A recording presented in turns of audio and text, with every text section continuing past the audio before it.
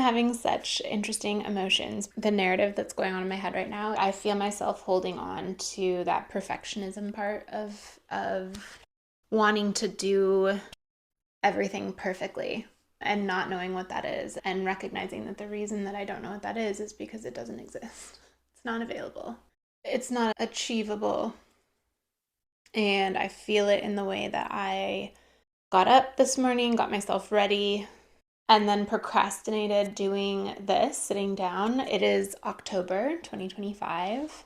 I am preparing to share more specific details around my breakup last year. It was almost like the first domino that created this whole chain of events that have led me all the way to today, where I am and how I got here. The narrative back and forth is like, first of all, I shouldn't even be talking about what I'm intending to share. And then that narrative is counteracted with like, well, that's the whole point of this. In my belief system, navigating all of this, going through all of this, is so that in theory, I am able to turn around and help empower someone else to advocate for themselves, to talk, to speak up, to share their story, to be authentic, to put boundaries in place and protect themselves from people who are on their own path and have their own healing and their own lessons and their own learning to do. And I have done that. What is so incredible to me is that when I watched this video back, the video that I'm about to share is from February of this last year, I hardly recognize that woman. And that's so incredible. That feels really incredible. That woman who will be crashing out on the video that I'm going to attach this to, that woman had already grown leaps and bounds from the shell of myself that I had become. And I don't say that in hopes of having sympathy or pity. If anything, I wish that version of me had this video. I wish that version of me was able to watch a video and see who I've become. Because I really like who I am now. I feel so bizarre saying that out loud. I genuinely appreciate the amount of work I've put in myself to be able to put myself out there this way, to share something like this from my truth, from my experiences. That really feels uncomfortable. It is not enjoyable for me to share these difficult chapters. It brings up a lot of emotion, as you can see. It brings up a lot of opportunity. Honestly, I genuinely see it this way. It brings up opportunity for me to look at this last year of rebuilding my life and go back and retrieve these parts of myself that didn't have the same tools that I have today, that didn't have the ability to look at situations the way that I can right now. And if anything, I think that genuinely inspires me to continue to imagine my own self in another 6 months, in another year, in another 5 years, as I keep myself committed to my own conscious evolution and growth, understanding that I actually do have the capacity to improve on the areas of my life that have kept me really stuck, and having the chance to do that in this way. I'm so grateful to this version, this crash out version of me who recorded this stuff in February, who sat and cried and had a lot of emotion and was able to actually create something from that now this me can look at and empathize with and understand from a totally different lens, from a totally different I guess vantage point. I have really, especially in these last 3 months, so it's October, August, September, and October, we're almost this like full circle. I don't know. Let's really sit in this. Even this, like these pauses where I want to get it right. It's like that perfectionist part of me and that like performative part of me wants to like say this all the best way in a video. And it's sort of like, that's exactly what I've pushed beyond. Some of the things that I go into in this video help me identify the protective parts of myself that are so committed to making sure that I never appear to be weak or vulnerable. There are parts of me that are vulnerable. There are parts of me that have really experienced pain from people that I have loved and cared about very deeply, even in the messy chapters of my life, even in the experiences that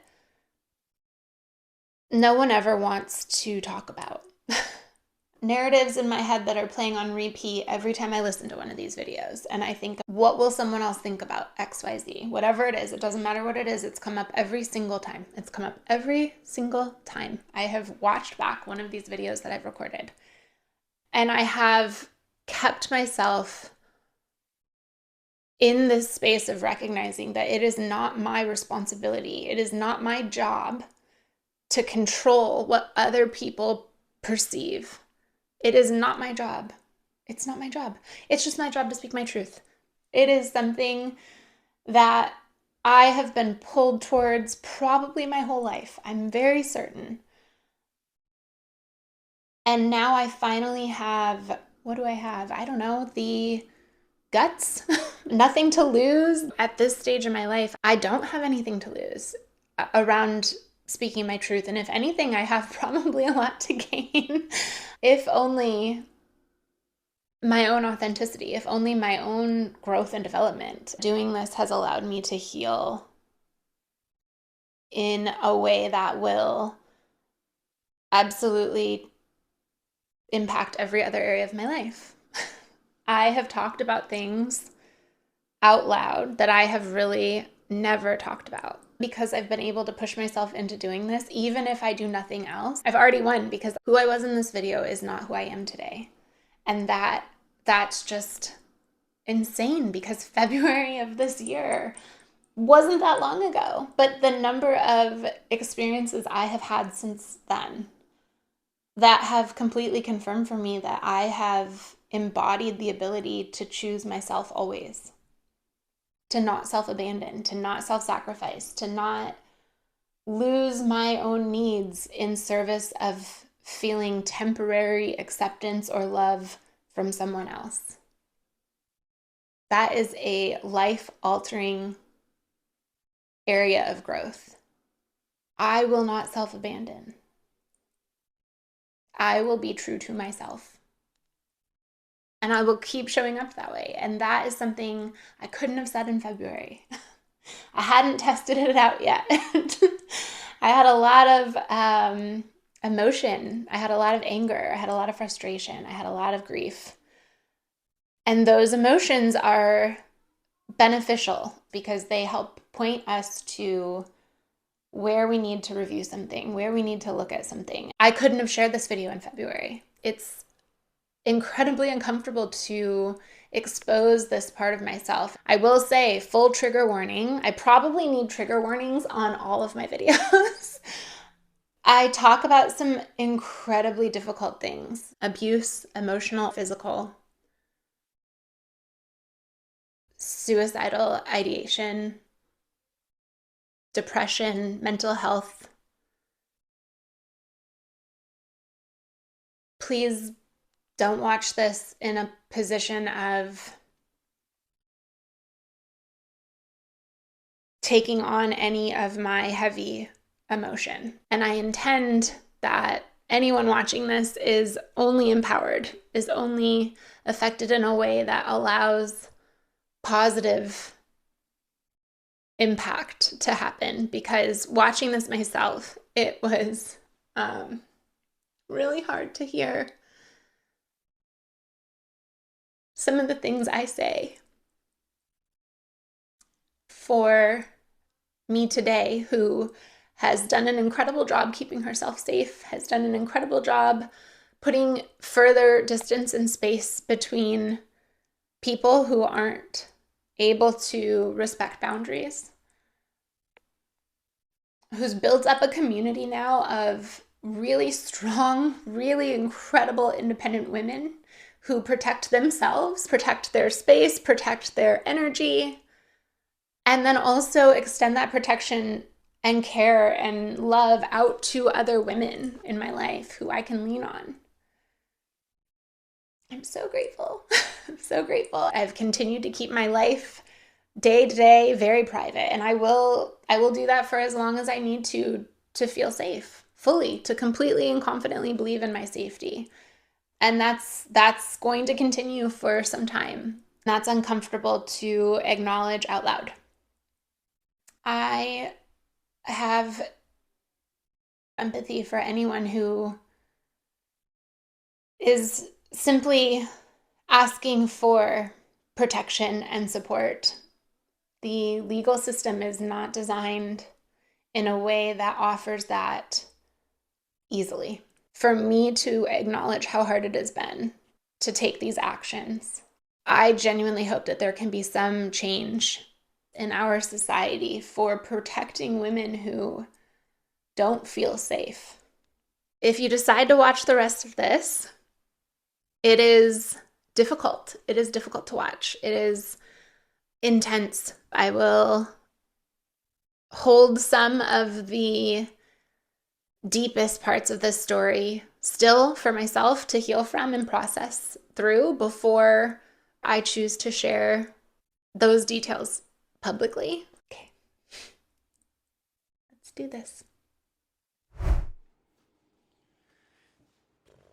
Okay, these bangs are in another annoying in between stage. And I'm in the same sweatshirt with my pajamas on, just like every recording. It's going to be literally so hard to tell like what days are what because,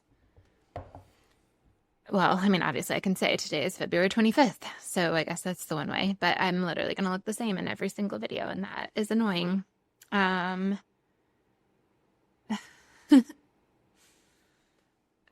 don't even know where to start today. I was supposed to have my Portuguese lesson, and I guess I messed up the time. That's annoying. It is a struggle week. I am struggling. I just don't even know where to start this conversation because I'm not even totally clear. It's like this roller coaster of feelings. I guess it was triggered by my mom, which I did kind of talk about a little bit the other day. I made dinner and talked about my mom. So she reached out to me, not in a great way, based on the dynamic of our relationship. Unfortunately, my ex came to my salon in January, booked a fake appointment under a fake name.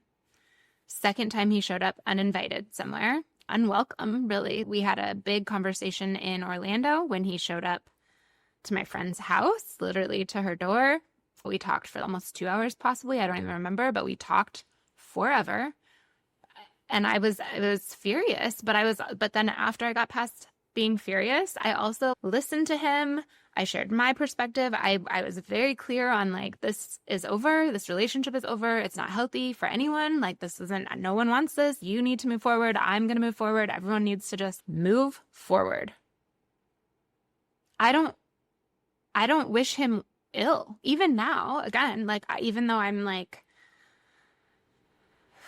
as I keep going with this, I feel like my emotion will maybe make more sense, but I don't want anything negative for him. I just want to move on with my life. I want to move forward. I want to continue my own healing. I just want to move on. The night before I find out he's there in Florida and he made some sort of reservation for us and he thought I would just like show up there. I just feel like, what?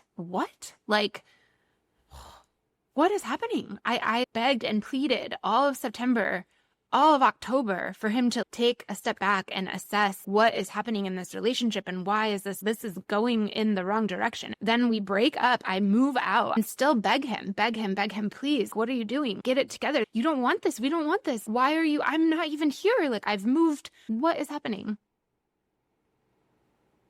The way he treated me for 6 weeks. Minimum 2 months, really? And even before August, I mean, there's like so much. I was not mentally okay. I was suicidal. It is so heartbreaking to say that out loud. I was literally feeling like, what is even the point? What is even the point of being here? What? That is not who I am. I am almost to a fault optimistic. I am almost to a fault positive. I have been able to take every negative thing that's happened to me in my life and somehow always find the silver lining. And yet somehow I'm sitting in my bathtub thinking about how I can just be done with this. No. No. And again, now it's February, so I've had, let's just say November is when I really put distance and hard, like, no more of this. Because again, September, October, I chased this man. I begged this man. So let's just say October was also part of that process. Even though we broke up in September, I was still definitely not in my own power. November, December, January, February, 4 months of me standing in this space of like, no, this is all done. We're all done. This is completely finished. I want nothing to do with this. And then twice, him showing up to places uninvited, invading my boundary, and me having to be so strong in my own knowing that this is not right for me. Not only that, but he tells me, concocts this entire whole narrative around him having an engagement ring to give me. And that's why everything was so crazy and chaotic, was because actually he was going to propose to me. This man did not get me a card, just even a basic card for my birthday.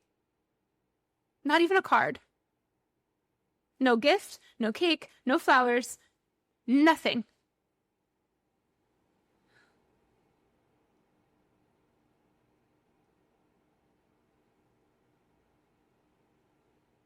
And so I go through this stuff sometimes. Am I the problem? Am I the problem? The number of times in the last 4 months that I have doubted myself.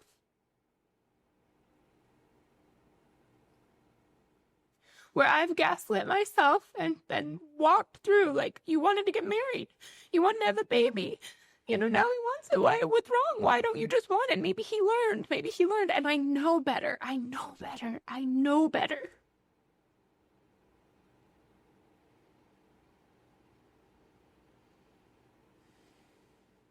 In January, he tells me that he and my mom, my mother, have had a conversation about my breakup now. I desperately want a relationship with my own family. Desperately.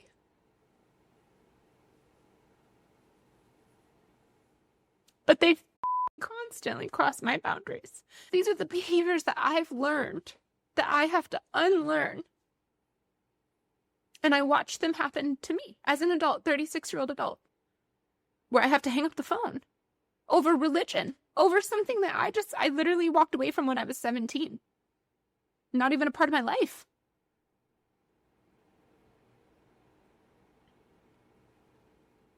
The conditional love, it's fully conditional, like almost in your face conditional. I will love you if you XYZ. That's it, always. It's my whole life. And anything around trying to keep my family together, planning things, me. Nobody ever plans things for me. Nobody ever plans a family something and invites me. They go. They'll go camping. They'll go for a weekend. Not invited.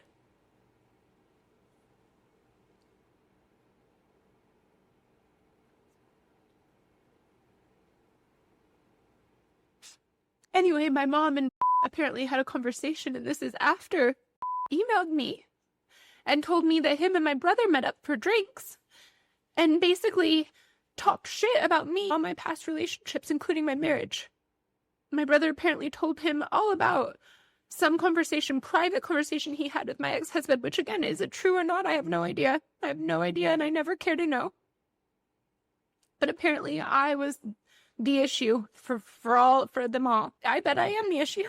I bet I am, because I'm done with behavior like this. Because I will block you and not communicate with you. Because I will divorce you. Because I will break up with you. Of course I'm the problem. Of course. Of course I'm the problem.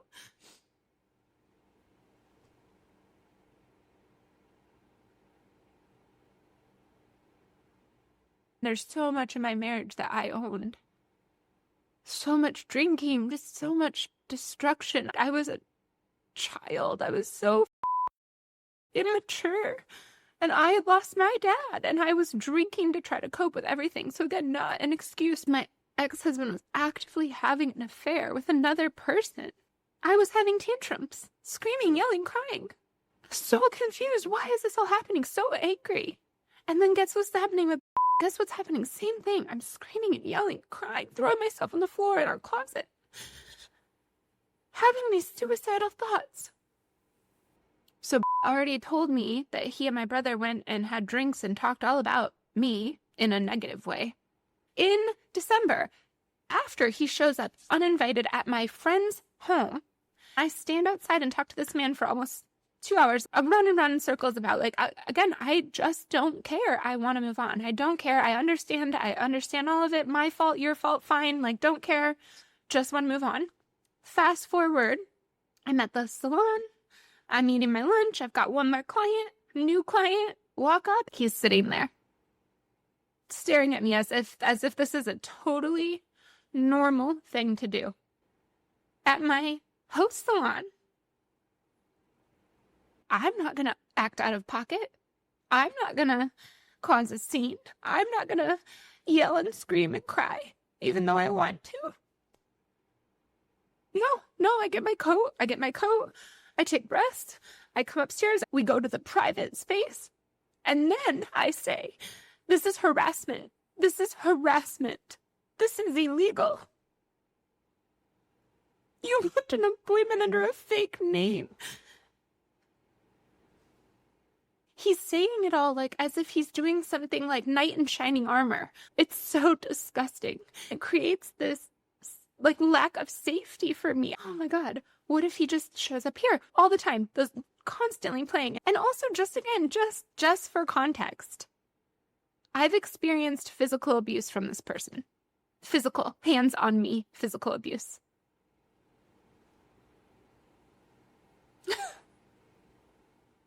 So again, it's a narrative that has continued. It's not like these are just one-off situations. This is a dynamic.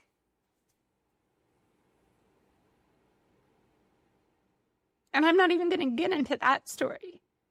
But that one's dark. This relationship was toxic. It was a toxic relationship. And I'm not denying my own toxicity. This was a toxic relationship that needed to end. It needed to be done. And I've asked and asked and asked, please let it be done. Let it be done. Let it be done. I want to take my lessons and move forward. I want you to learn your lessons and move forward. I just want it to be done. I wake up in the middle of the night with awful dreams. Can't sleep. Awful, awful dreams. Being chased. There's a shed across from where I'm staying. I can see it. And I literally multiple times in my dream wake up to him coming out of the shed. Not real, obviously. But my brain. Fear, constant fear. It's exhausting. It's so exhausting. I've dumped out my suitcases, looking for anything that could possibly be an AirTag. It's crazy. It is crazy to feel this way. I took this walk early last week. I wrote a post about this. I'm just going to read what I wrote.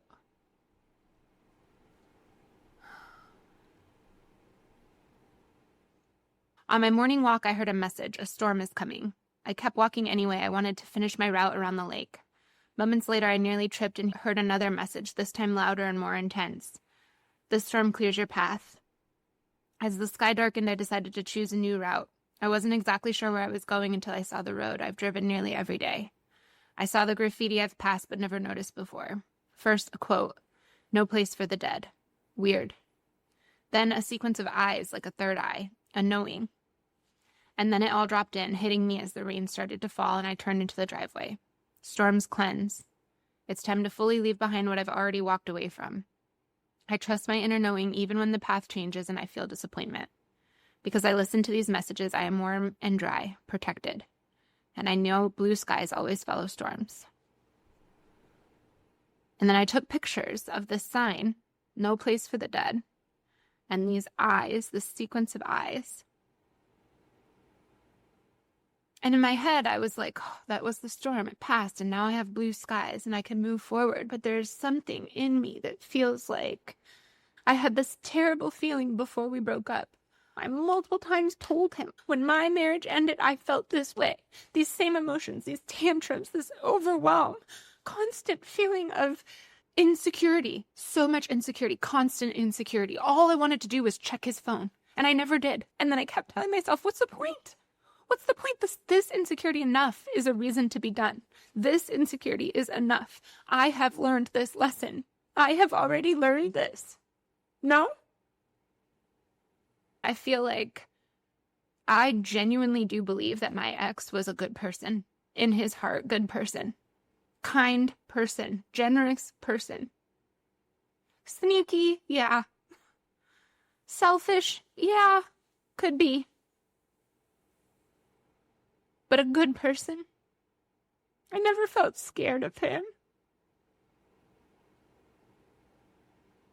I never woke up with nightmares. I never felt that way with my ex-husband. I walked away from this last relationship not needing to know. I didn't investigate. I don't need to know. I want to move on. So, okay, you say you're not cheating. Great, you're not cheating. Great, I don't care. Doesn't change anything. I don't want to be in the relationship. I feel insecure. That's enough for me. You say that's not happening. Great. Okay, sounds good. Thank you. Perfect. Sounds good. Moving on. Take care. Regardless, I begged him to come and pick this friend up from the airport, this friend who is a girl, who's staying in our apartment. I still had things in the apartment. I hadn't even moved out all my stuff yet. He couldn't let me come because she was on the plane and he hadn't asked her yet if she would feel comfortable with that. She's not comfortable? Okay. How? What? No. This was someone I thought of as a friend. This was somebody I had cried to years before about some of his other asinine behavior after a concert. I spent so much money on those concert tickets. I will never forget that. That was such an awful night. Awful night. And I cried and cried to her, and she sat there dead in my face and told me how I deserved better. Okay. So, after I had these horrible dreams, I wake up. I tell my friend, like, oh my God, I can't sleep. I hate that I have these insecurities. I don't even know, I hate that I get these crazy thoughts, and I don't know how to balance reality from fiction. And then she says, okay, I didn't want to tell you this, but he called me yesterday. So again, my intuition, it's never wrong. Might be redirected. It might not be exactly accurate. I might, what's that called where you, what's the word? Exaggerate.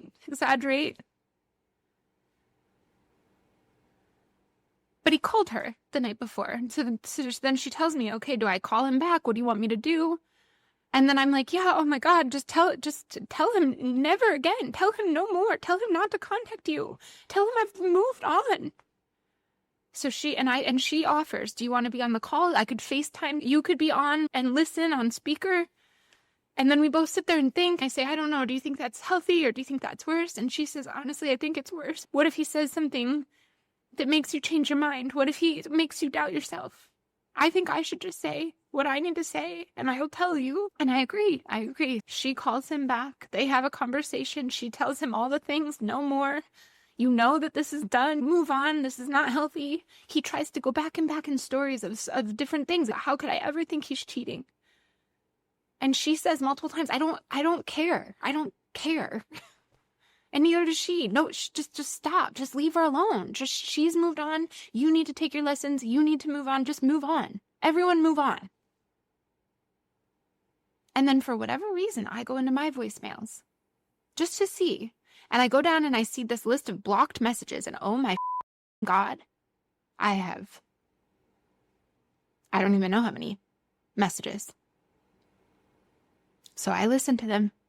Should I have listened to them? I don't know. Probably not. Probably not. But there's two of them that I kept. First, this one. I don't know if I hope you can hear it.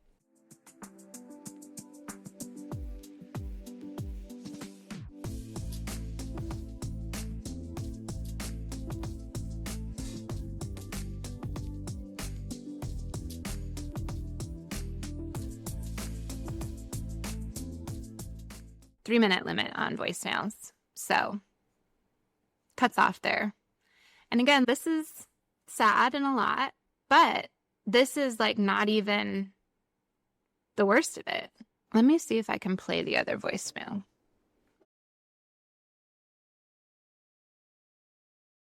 I keep coming back to my why behind this.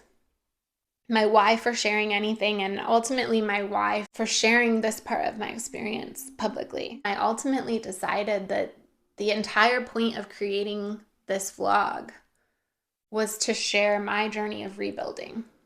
And the reason for my journey is connected to a major part of this story that is my life. I haven't been comfortable yet to share. And now that I have put pieces of protection in place for myself, I've worked on my own downfalls that include this pattern of victimhood. I don't want to see myself as a victim. Every experience I've had so far has only ultimately benefited me in my ability to take that lesson and integrate it into a future experience. If I really look back at different hardships, they all lead to and connect to one another. And I was able to truly put my growth to the test over these last 3 months, especially. And I am so proud of myself. I'm really, really proud of myself. And I'm going to continue to use the momentum I've created to rebuild, to push myself further, because I have had people reach out to me and address things I have shared and say, thank you for saying this. This is something I'm working through. I have had people say that to me in my DMs. I know that my purpose is connected to helping people. I'm a hairstylist, for God's sakes. I love empowering people. I love community and support and love and encouragement. I have so much of that to offer. And I'm seeing that happen. I'm seeing that really start to become part of my day to day. And I will just continue to expand on the people in my life now.